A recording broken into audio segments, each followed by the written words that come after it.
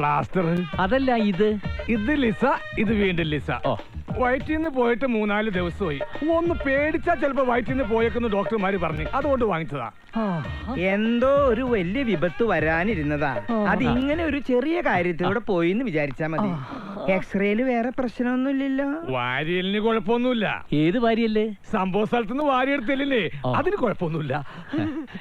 ഇനി നീണ്ടൊരു വിശ്രമം വേണം. അതിന് നീ മരിക്കണം. എന്തോ മരിക്കുന്നതല്ലേ ബംഗ്ലാവിൽ നല്ലത്. പോയി റെസ്റ്റ് എടുത്താ പോരെന്നാ പുള്ളി ചോദിക്കുന്നത്. ഞാനാ ആ ബംഗ്ലാവിലേക്കാ? അതിലും ഭേദം പാണ്ടിലോർക്ക് മുമ്പിൽ ചാടുന്നതല്ലേ നല്ലത്. അപ്പൊ നീ ജോലി മതിയാക്കി പോകാൻ തന്നെ തീരുമാനിച്ചു അല്ലേ? ബോധം വന്നപ്പോൾ ആദ്യം എടുത്ത തീരുമാനമായിരുന്നു അത്. പിന്നെ നിങ്ങളൊക്കെ ഒന്ന് കണ്ടിട്ട് പോകാമെന്ന് കരുതി. ഇതെന്താ മോളൊരു മൊഴ? എന്തായാലും കെട്ടി. അപ്പൊ ഭംഗിക്കൊരു മൗഡോട്ടെ എന്ന് ഞാൻ, ആയിക്കോട്ടെ എന്ന് നേഴ്സും. ആ 2 പോളിസിയും മെച്ചോടാവും എന്നൊന്ന് അറിയിക്കണം. പോട്ടെ. ഇനി അപ്പനെ നോക്കാൻ ആരെ വെക്കും? ഒരു ആനപ്പാപ്പനെ വെക്കാം, മതിയോ? ഇതെന്തിനാ എന്റെ മെക്കിട്ട് കയറണേ?